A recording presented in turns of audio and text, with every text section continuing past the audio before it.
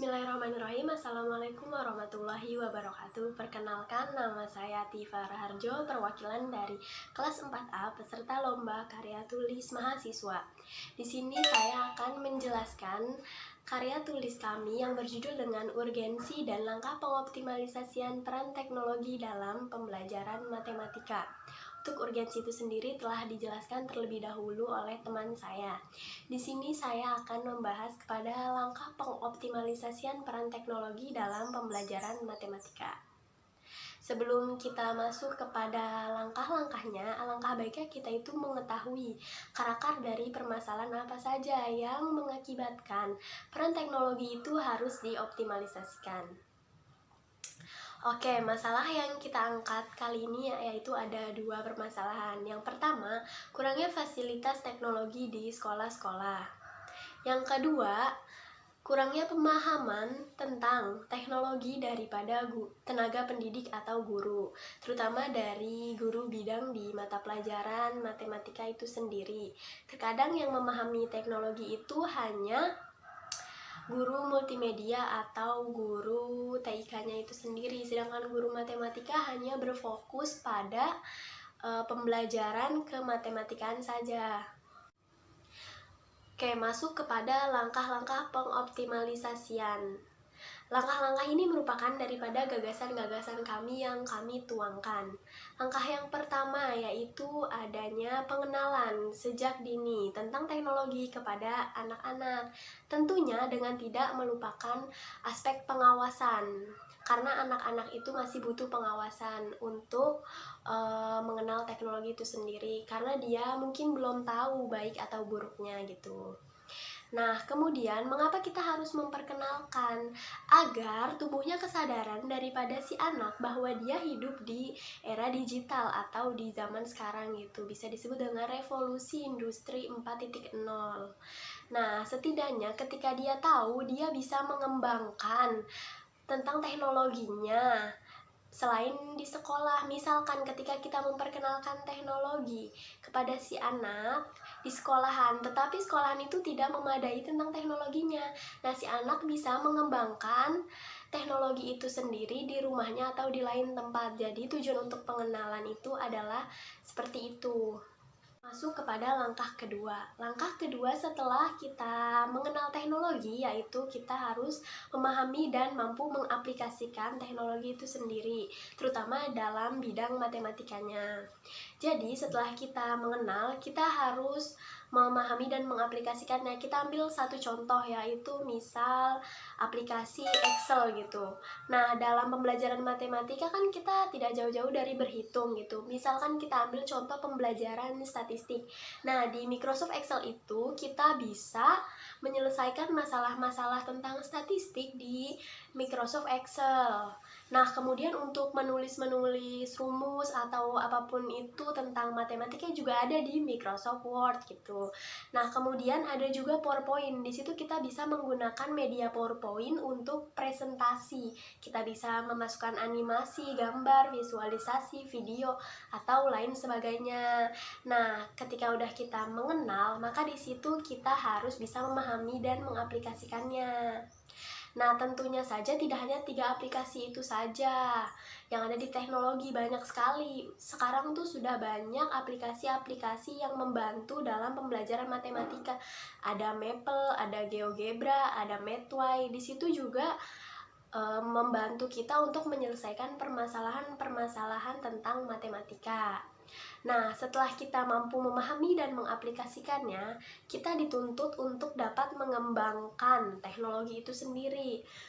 Nah, mengembangkan di sini tuh maksudnya ada dua maksud yang kita ajukan gitu. Yang pertama, mengembangkan di sini yaitu kita harus mampu mengembangkan teknologi dalam pembelajaran matematika yang bisa diaplikasikan dalam kehidupan sehari-hari. Jadi tidak hanya untuk menyelesaikan permasalahan-permasalahan tentang matematika saja gitu yang untuk belajar.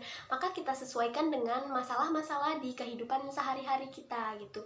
Jadi teknologi dan matematika kita harus sesuaikan dengan permasalahan-permasalahan di kehidupan kita. Contohnya, sekarang lagi pandemi. Nah, pandemi itu kan mengenai tentang virus.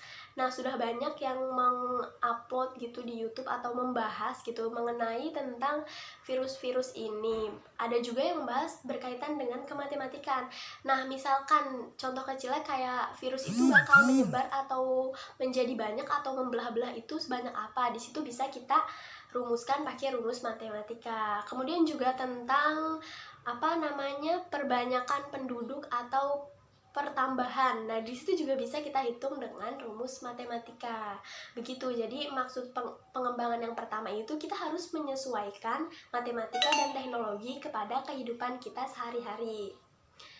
Nah, yang kedua, maksud mengembangkan daripada teknologi itu sendiri, kita dituntut untuk mampu mengembangkan teknologi-teknologi yang ada, atau kita dituntut untuk bisa menciptakan teknologi itu sendiri. Misalkan, kita dituntut untuk bisa menciptakan teknologi yang hemat daya dan hemat data gitu. Kan kalau kita memakai teknologi tidak jauh, kita pasti menggunakan data seluler gitu, atau menggunakan biaya istilahnya. Nah, gimana kita dituntut untuk bisa melakukan penghematan terhadap daya itu dan data itu sendiri gitu. Jadi untuk lebih meminimkan gitu. Nah, kita dituntut untuk bisa seperti itu, mengembangkan aplikasi yang relevan dengan zaman, atau bisa dibilang dengan aplikasinya itu bisa dipakai di masa sekarang dan masa yang akan datang. Jadi aspek pengembangan di sini ada dua, yaitu menyesuaikan dengan kehidupan sehari-hari, dan yang terakhir itu mengembangkan untuk kita mampu membuat sebuah aplikasi yang relevan dengan zaman. Nah, kalau misalkan kita hidup di zaman teknologi ini, kan pastinya kayak buat apa juga semua sudah terjawab dengan teknologi. Kenapa juga kita harus masih belajar, sedangkan semua permasalahan bisalah kita atasi dengan teknologi. Kenapa kita harus belajar lagi gitu tentang matematika, belajar manual di kelas. Nah, pembelajaran-pembelajaran di kelas itu berfungsi untuk pemahaman-pemahaman konsep yang tidak dapat dijelaskan oleh teknologi. Bukan tidak dapat juga, maksud saya kayak kita harus dikasih pemahaman-pemahaman dulu. Nah, sebelum masuk kepada teknologi, kita itu butuh pemahaman-pemahaman dulu, seperti itu. Nah, yang kedua, pembelajaran di kelas itu untuk memahami konsep dan juga untuk memelihara daya pikir kita, yaitu untuk tetap kita bisa berpikir kritis. Nah, kemudian pembelajaran di kelas itu juga membuat kita bersosialisasi, sehingga dengan bersosialisasi itu kita bisa berdiskusi dengan banyak orang, sehingga pikiran-pikiran kita muncul dan dapat menyelesaikan masalah-masalah. Jadi, peran guru juga tidak dapat digantikan dengan teknologi gitu. Semasa pandemi ini kan sudah banyak gitu belajar jarak jauh, daring gitu ya, secara virtual, tapi banyak anak-anak juga yang mengeluh tentang tidak paham gitu. Nah, jadi di situ terbukti bahwa peran guru itu tidak dapat digantikan. Nah, sedangkan pembelajaran di kelas itu juga sangat perlu, yang tadi untuk memahami konsep-konsep, yang kedua untuk mempertahankan daya pikir kita agar tetap bisa berpikir kritis, dan yang ketiga adalah untuk berdiskusi dan menyelesaikan pemecahan-pemecahan masalah. Nah, kurang lebihnya seperti itu dari saya. Mungkin hanya sekian yang dapat saya sampaikan. Untuk penutupnya, kurang lebihnya mohon maaf. Wabillahi taufik wal hidayah. Wassalamualaikum warahmatullahi wabarakatuh.